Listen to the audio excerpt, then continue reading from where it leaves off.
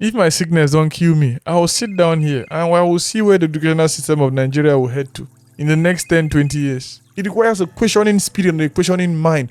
What would a serious Nigeria do differently starting tomorrow, starting today? It would fund education not as an afterthought, but as a priority. Budgets would reflect values, and classrooms would no longer be left to decay. That is what Nigeria would do. It would treat teachers with dignity, paying them fairly, training them consistently, holding them accountable, and respecting them as nation builders.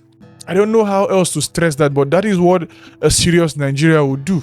It will rebuild infrastructures so that every child has a safe space to learn, with water, with electricity, with books, with digital tools at their beck and call.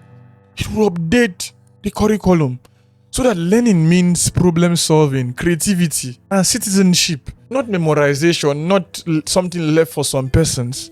It will end the culture of corruption in exams and certificates, insisting that honesty begins in the classroom, and that is what it should be. Honesty should begin in the classroom. Why must rural schools be the first priority? Because that is where the majority of people are. That is where the clearest picture of the majority of people are. That is where the national neglect is. The child in the city has options. The child in the village does not have. And a serious Nigeria will start from there.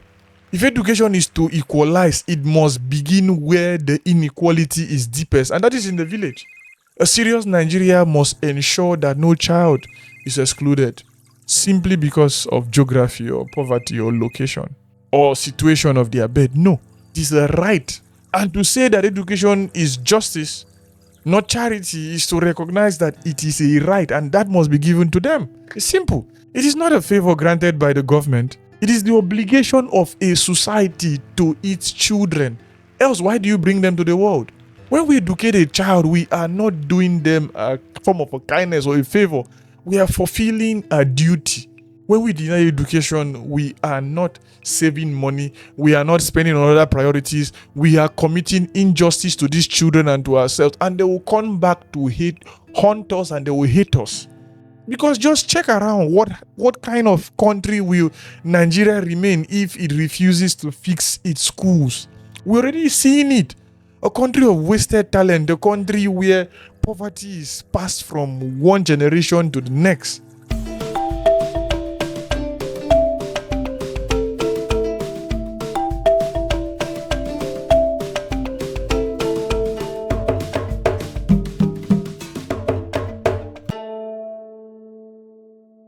Education is supposed to be the great equalizer. It is meant to give every child, no matter where they are born, no matter where they are from, a chance to rise, a fair chance at that, to learn and to live and to grow in dignity. It is the foundation on which nations build their future. The surest way out of poverty, the instrument of freedom and justice, and a sure path to collaboration and solidarity in the near future. Nigeria has never denied these truths, at least it has not denied this in words. Our leaders have promised free and compulsory education again and again, over and over again.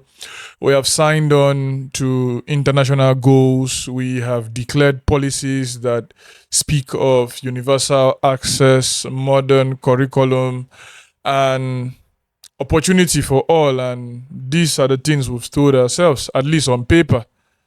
On paper, education in Nigeria is the ladder of hope. The ladder of hope many persons are told to climb. And this is why Nigerians, still believe in education. Despite everything, despite all we've been told, despite all the shenanigans. Parents sacrifice what little they have to send their children to school.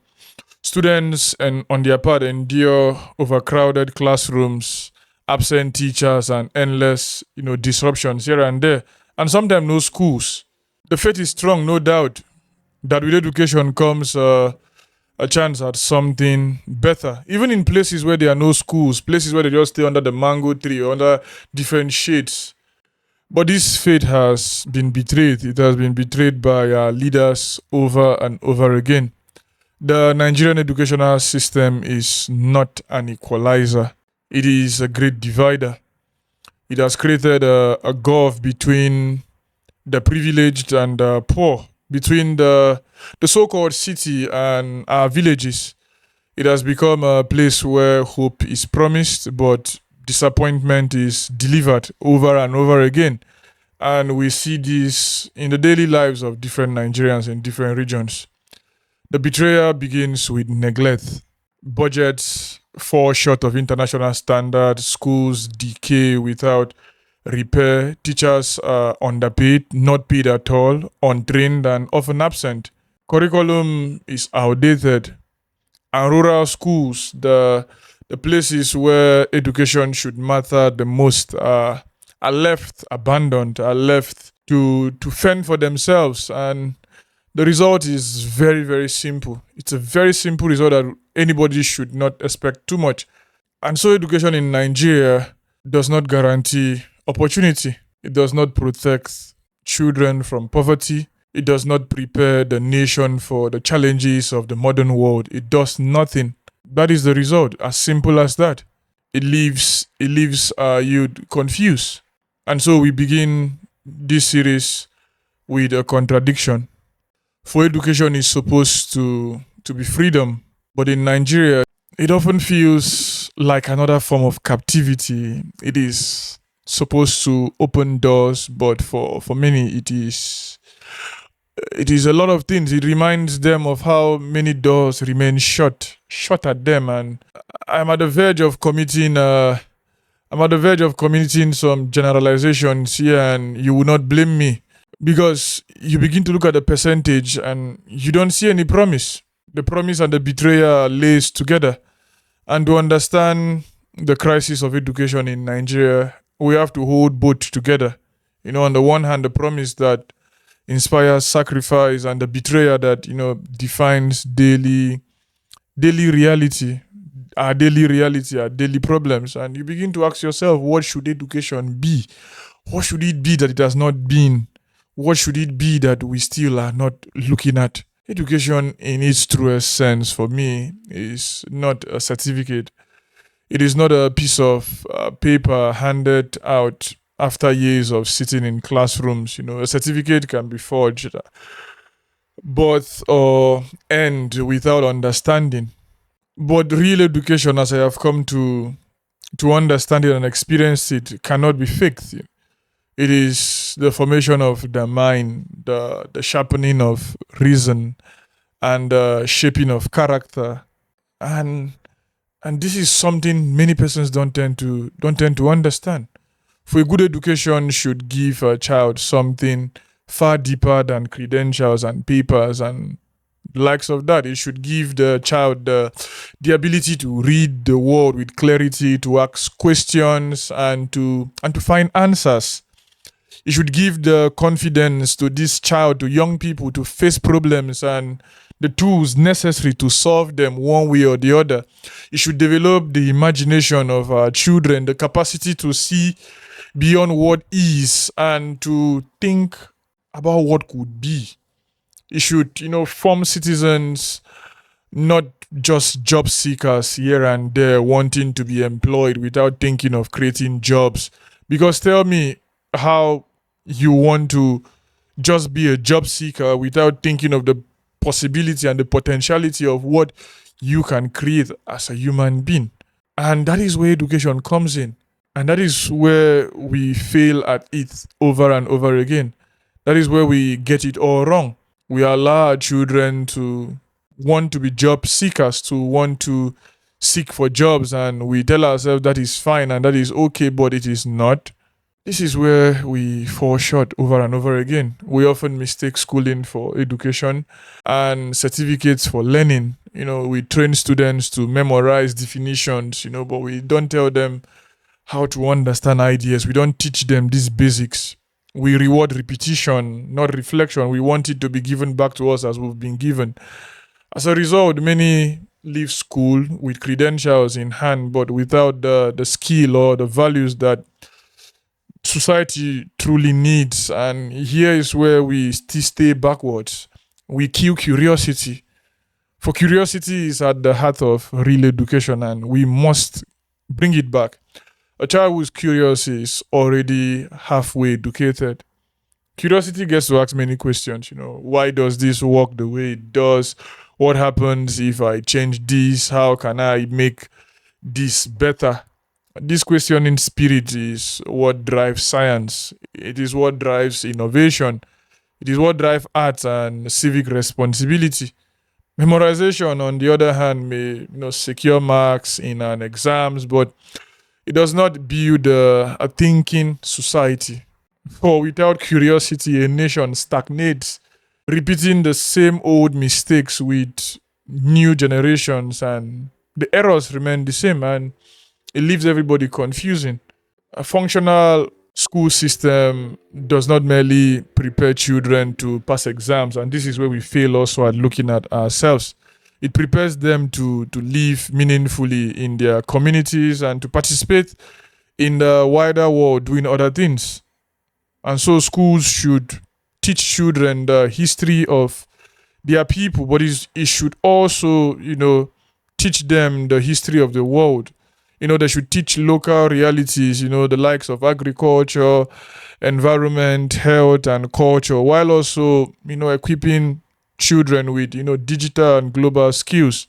A child in a rural village in Castina or in a Bonny State or in Cross River should be able to solve problems in their village, while also having the capacity to, get to connect with knowledge far beyond it.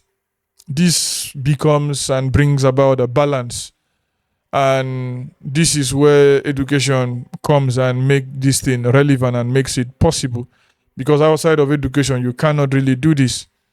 Imagine if Nigeria schools were truly functional. Imagine what would have been. Every child would learn in an environment that is safe, that is clean, and equipped for discovery and for research. Every teacher would be respected, trained, and motivated to do their jobs. Every classroom would be a place where questions are encouraged, not punished. Children would leave school able to think critically, to use technology, to build technology, to create, and to also get to contribute back to the society. On the other hand, university graduates would not wait endlessly for government jobs, because they would have the skills to create value and the mindset to work with others to get to solve problems. Technical schools, on the other hand, if I should go there, would not be looked down upon, but valued as pathways to innovation and industry, because without this, we are going nowhere. Parents, on the other hand, too, would not need to mortgage their lives for private schooling, because public schools would be, trustworthy and dependable. At the moment, this is not the case, and the list goes on and on and on. We lack a functional educational system, and a functional educational system would mean that a child born in a remote village would have the same chance at dignity and opportunity as a child born in the city. It would mean that talent is not wasted because of poverty. It would mean that, education actually breaks such cycles of hardship instead of recycling them. And we've seen this happen in the past. We've seen the likes of Mandela talk about this. And what education should be at the very basic is the fact that it should guarantee every child, every Nigerian child, to be seen, equipped, and prepared for the future. Prepared to read, prepared to count, prepared to question, prepared to imagine, to work, and to live as a full citizen. Prepared not just for a job, but for life. That is what education should be. But in Nigeria, it is not. It is not this, and it saddens me. That gap, the space between what should be and what is, remains the crisis at the heart of our nation, and we need to look at this squarely. We need to look at the state of things where we are stuck and what we need to do and how we must look at this straightforward and look at our pathway. And to understand Nigeria's educational crisis, we must leave theory and face reality. The reality of how the system operates today. The problems that are hidden that we are not even willing to talk about. They are visible in every state, in every community, and in every classroom, in every family. We've gotten these situations and we've experienced them one way or the other, either ourselves or by others. The first is money. Education in Nigeria has never been funded at the level it requires. International bodies like UNESCO recommend that countries should, dedicate between 15 and 20% of their national budget to education. Nigeria rarely crosses, 8%. In some years, it sits as low as 5%. And the difference between what is needed and what is given is it's too much. It's too much. It's like a canyon. And when a country of over 200 million people spend so little on education, what follows is inevitable: decay, shortage, and frustration, shortage of manpower, of those to replace the retiring age of people who just finished working. And this shortage shows itself immediately in the classroom. It shows itself there. The average Nigerian classroom is overcrowded. Sometimes 40, 60, even 80 students sit together, often on broken benches, sometimes on the floor and the windows. Chalkboards are cracked, walls are peeling, windows are shattered, roofs get to leak here and there. In rural schools, lessons still take place under trees because the buildings have collapsed or were never completed or they never even happened in the first place. There's no electricity, no water, no libraries, no laboratories. This is the ordinary experience of millions of Nigerians. And here I am not exaggerating. You would think it's a joke because probably your reality might have been something else. Maybe you grew up in Lagos or Calabar and the likes of that. But for the vast majority of people, that is not the situation and the case they find for themselves and they find themselves in and at. They find themselves having other problems and other situations and it needs help and it needs changing. Even when the classroom get to exist, the curriculum itself is another problem on its own. It has not kept pace with the modern world where the world is. How many of us got to really work with robots? Students are taught mostly to memorize, than to think. Science is taught without experiment. Agriculture is taught without tools. Technology is taught without computers. And all these things is just about let my people go, Pharaoh. Many schools still treat civic education as a list of facts to record and to practice to make one an active citizen. Meanwhile, the world has moved, it has moved forward into the digital age, into innovation and creativity, while Nigerian schools, to a large extent, remain locked in outdated models of repetition and recall. And it leaves me sick and it leaves me sad. And there's no exaggeration here. For this disconnect explains why employers, often complain that graduates are unprepared for the workspace, they are unemployable.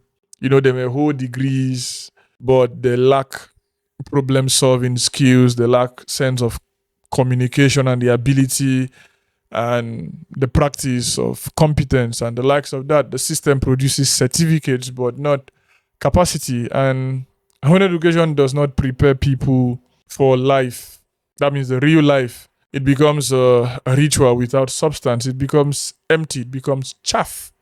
And today I am laying a critique. But another crisis is the obsession with examinations. Everything in Nigerian schooling revolves around, passing tests, passing this, passing that.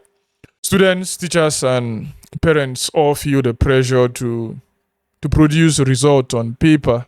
But when results become the only measure of learning, cheating and shortcuts get to multiply, they get to grow, they get to show themselves. So what happens? Miracle centers emerge where success is guaranteed for a fee. What is lost in the process is curiosity, like we said earlier. Creativity on the other hand, and integrity. Education becomes about survival, not understanding. It becomes about other things. It becomes about a lot of other crazy things. At the tertiary level, the situation is further complicated by constant strikes. This government might want to talk about the fact that it has not gotten strikes, but for decades, universities and polytechnics have been trapped in cycles of industrial action over salaries, funding, and infrastructure. Students who should graduate in 4 years often spend not less than 6 or 7 years. Calendars get collapsed, research gets to stall, and then the morale dies. Many students lose faith in the public system altogether and turn to the private universities or seek opportunities abroad. For those who cannot afford alternatives, frustration grows into hopelessness, and this is evident on every front, on every street, on the different places we've told ourselves we would never talk about them in the open. It is our own problem and we must start looking at them. It is our own problem and we must start looking at how to fix them and work with them and grow with them, because it is so sad that we don't even want to tell ourselves the truth of the situation and of our life and the way we ordinarily should go. And it's a problem. We live with this, damage of these strikes, the damage of the morale lost by children. It goes beyond loss of time. They have eroded trust. Families no longer believe the government when it makes, promises about reform. Tell me why I should believe the government. Because students do not trust that their future will unfold in any orderly way. Employers do not trust the quality of graduates who pass through such level of instability. And teachers and lecturers themselves, constantly fighting for survival, get to lose motivation to get to teach. A broken trust, we all know, is harder to repair than a broken timetable. And so we move on. We move on and we see the different things that happen in our universities.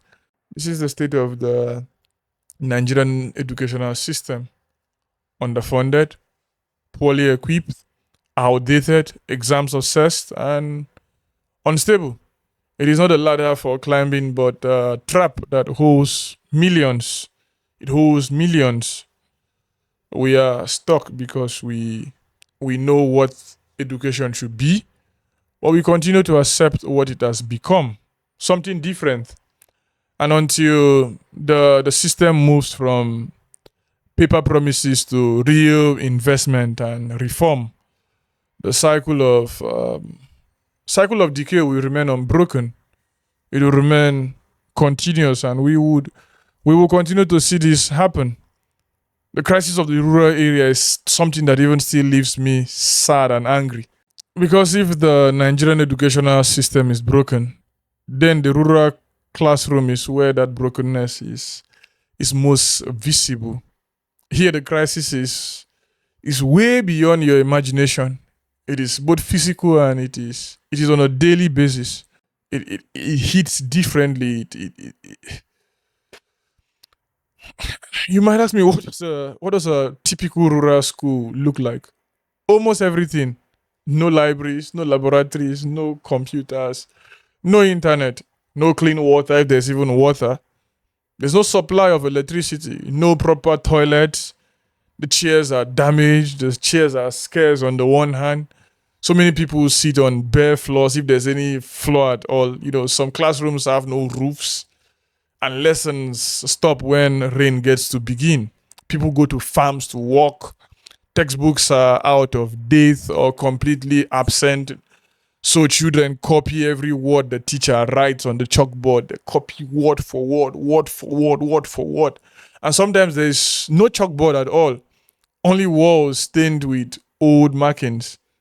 charcoal painted, and we call this what we tend to hold as chalkboard. Poverty of infrastructure reflects the poverty of families also.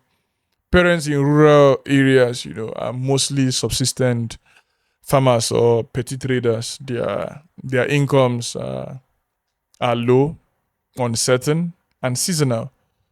For them, education is not free. Even when government declares free education, the there are always hidden costs. Uniforms, exam fees, textbooks, transport, and the likes of that. These costs are often unbearable.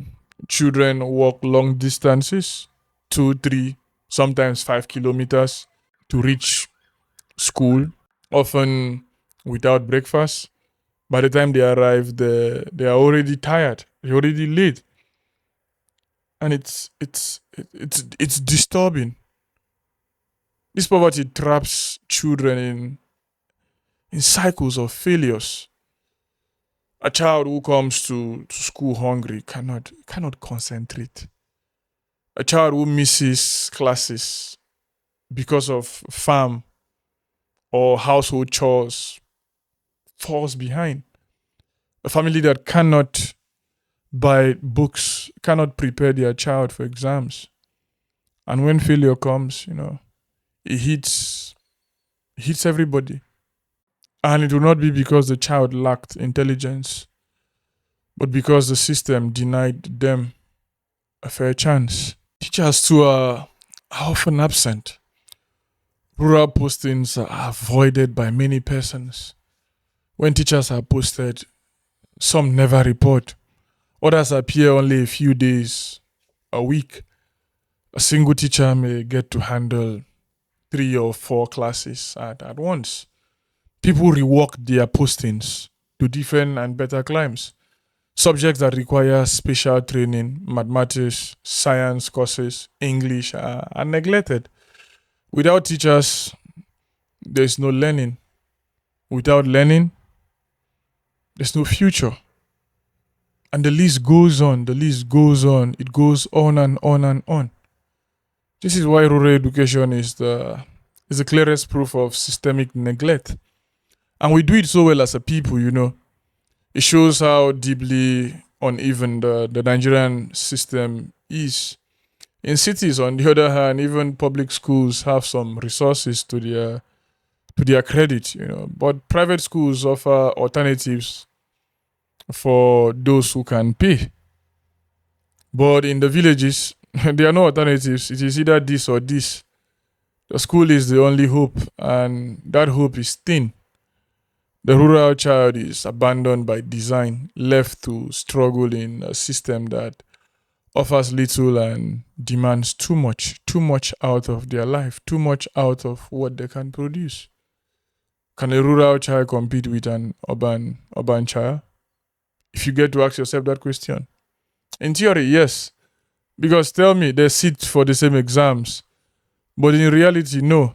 The urban child has exposure to libraries, computers, private tutoring, and sometimes even international curricula. The rural child, on the other hand, has only chalk and a crowded classroom or no classroom at all. Asking them to compete on the same level is asking the impossible. But we do this every time. We do this in JAM and a whole lot of things. It is setting one up to fail and then blaming them for the failure. We see this. It's not as if we don't see this. We know this truth. This is the truth of the rural crisis. Nigeria tells its poorest children to, get to climb, but hands them a ladder with missing steps. There are no wrongs. It calls for quality, it calls for equality, but delivers exclusion to one group. And it celebrates the rare few who escape while ignoring the millions who are left behind. And we see this, one person succeeds here and they say, oh, it's this, is this, is this, is this. The good. But what are we even talking about? We talk about a lot of things we should do. We talk about a lot of things that everybody should do equally. But that goodness is left only for a few. That is what still works. That is the only part that still works. A few good schools here and there. For even in a system as broken as the Nigerian situation, fragments of promise cannot be ignored. And I'm not saying that, to say that nothing works would be false. Something does, but it is very, very limited and very, very insignificant, uneven and inaccessible to the majority. And that is where my problem is. And to just talk about one and leaving the other is not the right way to go. But one bright spot is the resilience of Nigerian students themselves. Despite poor conditions, many still push through to remarkable success. They sit in overcrowded classrooms. They learn from teachers who for lack of better words, are underpaid. They study by a whole lot of other things, and yet they emerge with degrees, with skills, with determination.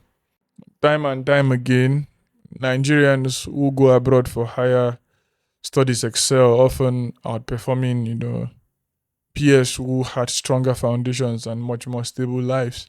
This is not because the system prepared them perfectly, no, but because it forced them to be resourceful, adaptive, and hardworking with little or nothing. The will to survive has, in some cases, produced excellence against all odds. And I don't know if I should praise that. I don't know if I should call that as a good thing. Another bright spot lies in certain universities and academic institutions within the country. That's if we're moving to universities now. The University of Ibadan, Ahmadu Bello University, UNN, Obafemi Awolowo University, Unilag. The list are there. These names still carry weight in the region and in the country. They have produced scholars, scientists, doctors, engineers, priests, writers, and leaders. Even in their decline, they retain pockets of intellectual vibrancy, research centers, departments, and individuals who continue to make contributions in Nigeria and beyond. And I'm not discrediting this. The record of Nigerians winning global fellowships, academic prizes, and professional recognition is evidence that potential is not absent. It is simply undernourished. It is simply not funded nor nurtured. That is my problem. Private education is also a significant part of this story of success and this story of growth.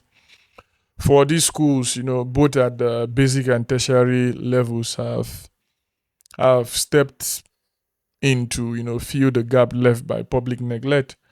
They provide better facilities, more stable calendars, and modern teaching methods to a large extent. Some private universities, even own and rank among the best in West Africa, offering programs more connected to global realities. And for families who can afford them, they are an escape from the instability of public schools, but this should not be the norm. That is my problem. Not everybody will be able to afford this. For here lies the limit. Here lies it. These bright spots are not evenly spread. They are the exception. They are not the norm. The resilience of students comes at a great personal cost. It is their own effort to. Private schools, to a large extent, are made out of the reach of majority of Nigerians who cannot afford their fees. And the excellence of Nigerians abroad is often a reflection of individual determination, not of a system that nurtured them. I will still stand by that. I am not going away from that particular stance. So yes, there's promise to a large extent. There's talent, there's resilience, there's a whole lot of other things. But it is promise despite the system, not because of it. It is excellence against the odds, not supported by them. And until these fragments of hope become the shared experience of every Nigerian child, they remain only but fragments. They remain all about this. they remain in and about these problems. This culture of certificates has to stop. And that is where we are not really looking at.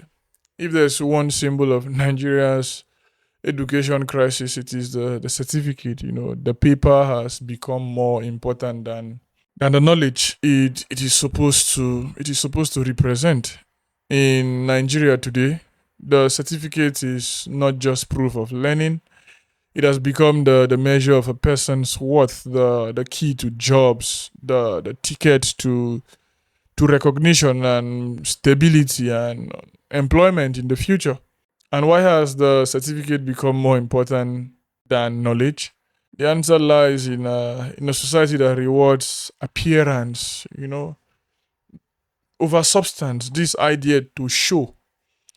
Employers demand certificates because they cannot trust the system to guarantee competence. They ask for this. Parents demand certificates because society respects the titles more than the skill. Doctor. We're so obsessed with that. Students chase certificates because without them, doors remain closed, regardless of what they can actually do. What is on your CV? Where have you been to? The certificate has become a survival tool, and so learning itself becomes secondary. This obsession has created an environment where corruption thrives. It thrives on many fronts. For if the paper matters more than the process, then shortcuts becomes the normal. As we've said earlier, miracle centers are a clear example of this. These are special exams venue where results are guaranteed for a price, a very very cheap one. Parents pay, teachers look away, invigilators are compromised on many fronts, and students themselves, are told that success is something that can be bought, and so what? They go buy it. The lesson here is dangerous. Dishonesty is rewarded and integrity is punished, and it is a reality. We'll break this down in clear terms much more later. And why do parents, teachers, and students all enable this culture?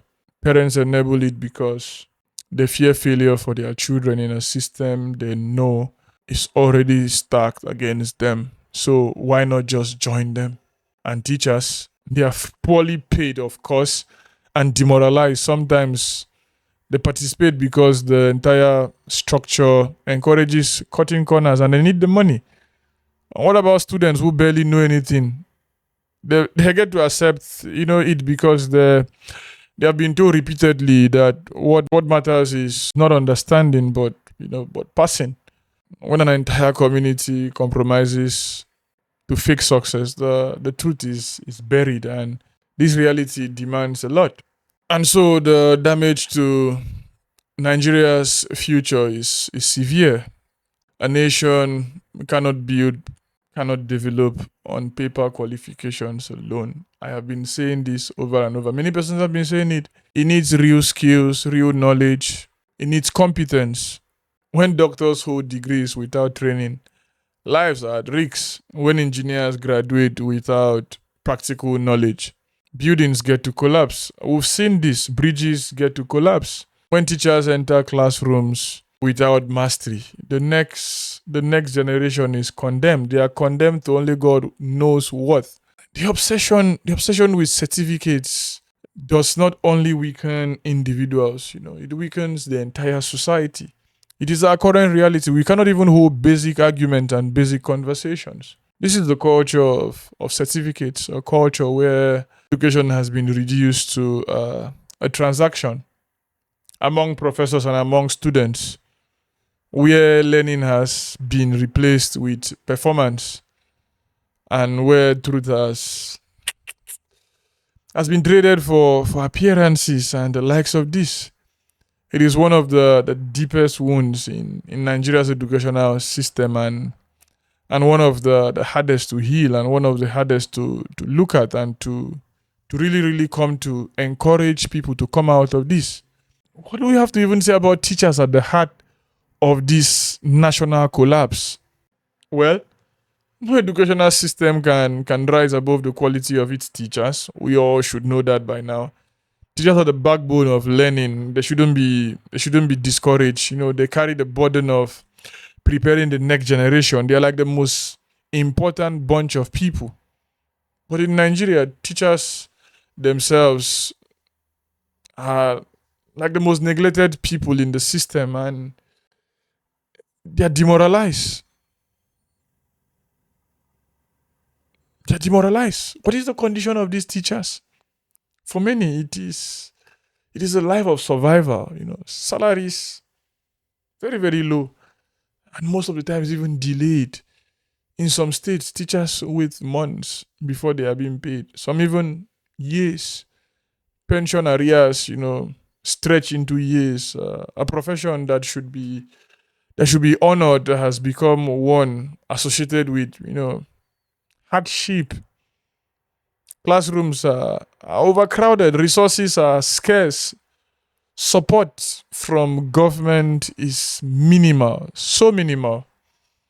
Many teachers work in environments that would break even the strongest spirit, and they still forge ahead and forge on. What type of teacher would be in and about this would not do things unexpected? Because students get to see this. Students get to observe when a teacher is tired, hunger, stress, financial insecurity. All this spill into the classroom. What are you expecting? Some teachers are forced to take second jobs, trading. Almost all teachers in rural area has farms, tutoring privately, just to survive. The result is absenteeism, low energy, lack of commitment to work. Students, get to notice this themselves.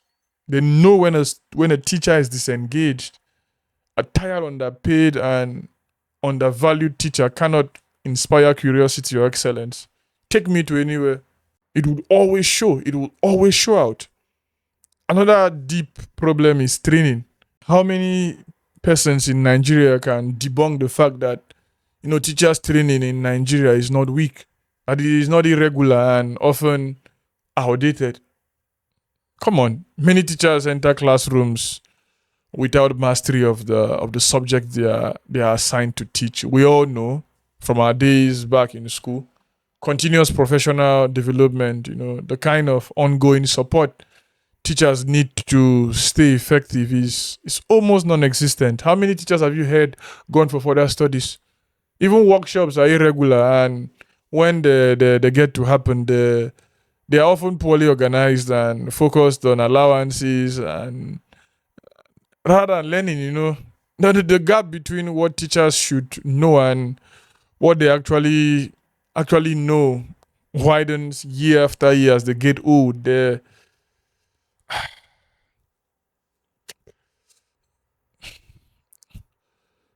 Why is teacher training so neglected even to even start with? Why?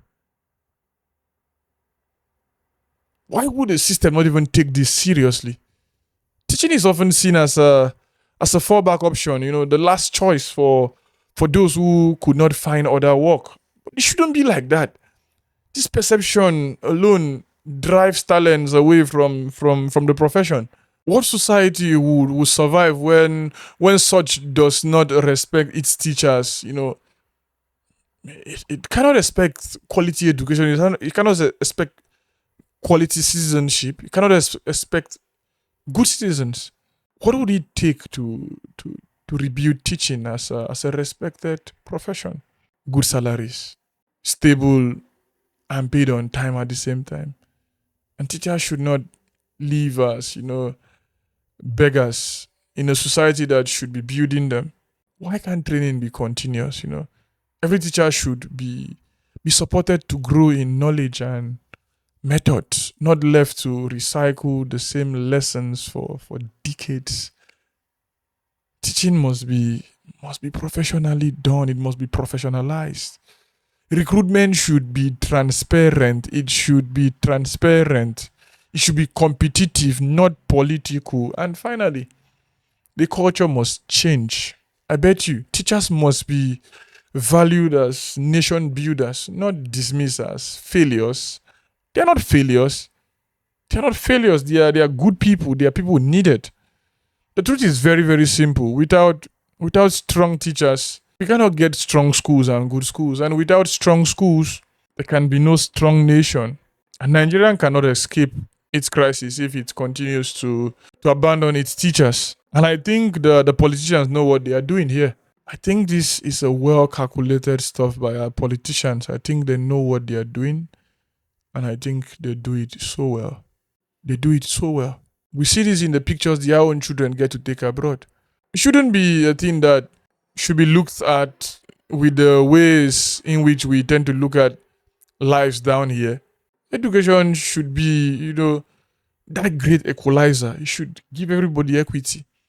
It is meant to give every child, the same starting line, no matter who their parents are, or where they were born, or where they are from, or where they find themselves.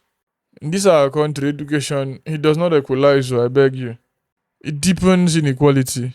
It stretches it like a woman. Why does access to this even look this way? It is not affected by any other thing. Because in Nigeria, the school a child attends is determined less by national standards and more by their circumstances. That is where geography comes in. If you are born into a wealthy family in Lagos or Abuja, you will likely attend a private school with better teachers, smaller class sizes, and stable calendars. I have gone to see my nieces in their schools. They have fewer classmates. You'll be exposed to technology, extracurricular activities, and sometimes even international curricula, as we've said before. But if you are born in a village in Zamfara, in Benue, or in Cross River, you will attend a public school with broken decks, absent teachers, no electricity, and no exposure to the modern world. And even in these so-called cities, this happens. Even in Abuja and a lot of places, these poor things happen. The same nation, but two different and completely opposing systems. And it is sad. It is sad because this inequality in education is not just about schools now. Come on. It shapes Nigeria's wider inequality. The urban child, on the one hand, is trained in environments that encourage, confidence and connected to networks of people, of opportunities. It carries a head start for life and the likes of that. The rural child already disadvantaged is left behind. Further, with each passing year, he just leaves. And when university admissions come, the private school graduates has had more preparation, more resources, more exposure. The public school student, despite equal intelligence, is competing without the same tools. The result is predictable. Advantage reproduces advantage, and disadvantage, hardens its destiny. This is where it is. This is where it is. This local rural child is locked far away because the basics are missing. The basics to bring this person are missing. Electricity, internet, functioning computer labs, or even personal laptops. Meanwhile, on the other hand, urban children grow familiar with smartphones, apps, and online resources. Rural kids are taught about computers as a theory, often by teachers who themselves have never touched one of these gadgets or used them. In a world driven by technology, the rural child is being prepared for a past that no longer exists, for a path that no longer exists. And this is what makes inequality in education so urgent. Equity does not mean every child learns in identical classrooms with identical resources. It means every child, regardless of background, has a fair chance.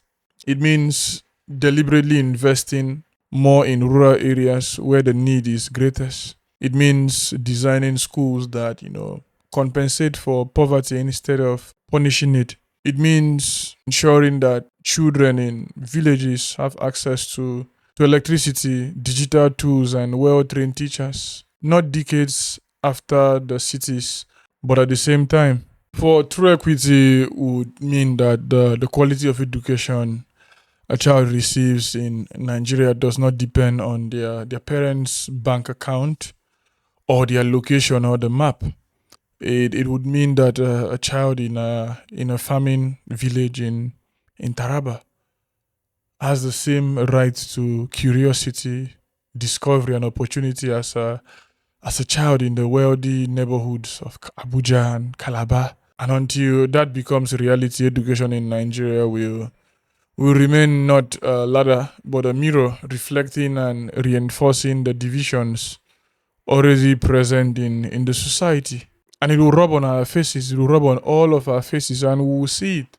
Because there are things education should never be. There are things education should never be. Education must not be a punishment for anybody. A child should not walk miles on an empty stomach only to sit on the floor of a broken classroom. School should not feel like an endurance test where survival matters more than learning. It should be a place of leisure and a place for learning. When education becomes suffering, it loses its meaning, and we've seen this over and over again. We've seen this. Education must not be reduced to memorization or so. Learning is not the ability to repeat lines from a textbook without understanding it. A student who can recite but cannot explain has not been educated one bit. And we have many of them. They regurgitate many things we tell them to say. And we continue to make this mistake. For knowledge is preparing the youth for the future of tomorrow, not about impressing ourselves now and our egos. Education must not be a system of exclusion. It cannot belong only to the rich, to those in the urban areas or the privileged. It cannot shut out the poor child in the village and then pretend to offer equal opportunities and set the same exams. If education becomes a privilege instead of a right, it betrays its very, very purpose in the first place. It deprives a lot. Education must not be a place of dishonesty. Exams must not be sold. Results must not be bought. Certificates must not be forged. It shouldn't also even be looked at above competence. For when dishonesty becomes part of the classroom, the entire society learns the same lesson. And what's that lesson? That truth does not matter. And that what matters and what matters alone is bullshitting. It's bullshitting. And our answer must be strongly no. But in Nigeria today, many persons are kept out of the classrooms. There are lots of persons out of school. Lots of persons out of school. Children from poor families are left with schools that punish them for being poor. Poverty caused by the incompetence of the leaders we get to have. No teacher, no books, no electricity. Meanwhile, wealth buys comfort, access, and success for many persons. The result is not education, but inequality, dressed up as progress on many fronts. And it will continue to grow. It will continue to grow. And it will kill all of us in the future. We must refuse to normalize these failures. We cannot continue to act as if broken schools are acceptable, as if endless strikes are normal, as if memorization without understanding is what we need to be talking about in the educational system now. Every time we excuse these failures, we prepare the next generation for the same cycle. We prepare them for the same cycle, for the same things. Education must never be a punishment. I've said it before. It must never be a hollow ritual. It must never be dishonest. It must never exclude. I don't know how to say this beyond this. But to accept anything less is to abandon the very idea of education. We must be looking towards, a different future. A future that is open for everybody. A future that is open for all to look at and to come to make their own. If education in Nigeria is broken, then the tax before us is just one. It is very clear. It must be rebuilt. But rebuilding requires seriousness. It doesn't require pretense and bullshitting. Not speeches, not promises, not slogans, not the relying back on the days of Awu and the days of Ojukwu and days of Nnamdi Kanu. Nnamdi Azikiwe. It requires seriousness. It requires a questioning spirit and a questioning mind. What would a serious Nigeria do differently starting tomorrow, starting today? It would fund education not as an afterthought, but as a priority. Budgets would reflect values, and classrooms would no longer be left to decay. That is what Nigeria would do. It would treat teachers with dignity, paying them fairly, training them consistently, holding them accountable, and respecting them as nation builders. I don't know how else to stress that, but that is what a serious Nigeria would do. It will rebuild infrastructures so that every child has a safe space to learn with water, with electricity, with books, with digital tools at their beck and call. It will update the curriculum so that learning means problem solving, creativity, and citizenship, not memorization, not something left for some persons. It will end the culture of corruption in exams and certificates, insisting that honesty begins in the classroom, and that is what it should be. Honesty should begin in the classroom. Why must rural schools be the first priority? Because that is where the majority of people are. That is where the clearest picture of the majority of people are. That is where the national neglect is. The child in the city has options. The child in the village does not have. And a serious Nigeria will start from there. If education is to equalize, it must begin where the inequality is deepest, and that is in the village. A serious Nigeria must ensure that no child is excluded simply because of geography or poverty or location or situation of their bed. No, it is a right. And to say that education is justice, not charity, is to recognize that it is a right and that must be given to them. It's simple. It is not a favor granted by the government. It is the obligation of a society to its children. Else, why do you bring them to the world? When we educate a child, we are not doing them a form of a kindness or a favor. We are fulfilling a duty. When we deny education, we are not saving money. We are not spending on other priorities. We are committing injustice to these children and to ourselves. And they will come back to haunt us, and they will hate us. Because just check around, what kind of country will Nigeria remain if it refuses to fix its schools? We're already seeing it. A country of wasted talent, a country where poverty is passed from one generation to the next. A country where dishonesty is taught as normal. We are seeing it already. How many persons can even trust people's results these days? A country left behind while the rest of the world moves forward. That is where we are. That is what we will be if we continue to be like this. The choice is simple.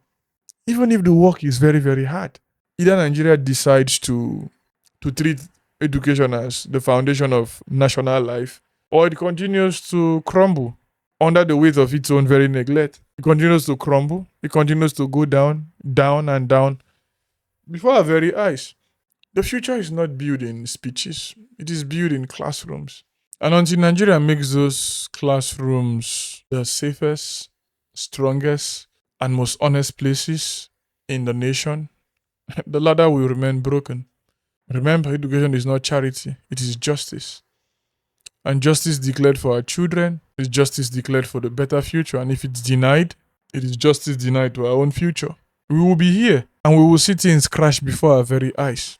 We would be here and we will see things go down the way things will go down. We would be here and we will see how things will go scattered and go different ways and crumble before our very eyes. We would see with our own eyes. Nobody will tell us. We will be here. I will be here. You will be here. If my sickness don't kill me, I will sit down here and I will see where the educational system of Nigeria will head to in the next 10, 20 years. I will be here. I hope you will be here too. I know all of us cannot be here, but the few of us that will be here or those that will not be here, we would get to see what happens. Because I'm just sick. I'm sick of our politicians and I'm sick of the government. We've just been very, very stupid and unfair and unkind to ourselves. And it doesn't make sense. One bit, it doesn't make sense. You know about this conversation here, it's a series that will go on tackling different issues from research and from findings gotten from students and their crisis and the ones that many persons have asked them not to speak about. I'll be talking about this every week as much as time get to permit me. I am a product of education. I don't know about you. I am Biringkpa in Nemeka. This is Boring Conversations. See you next time. Please, if you watched to this particular point and you like the content down here, please do share, share with your loved one, share with your mother particularly. Let us continue these conversations. See you next time.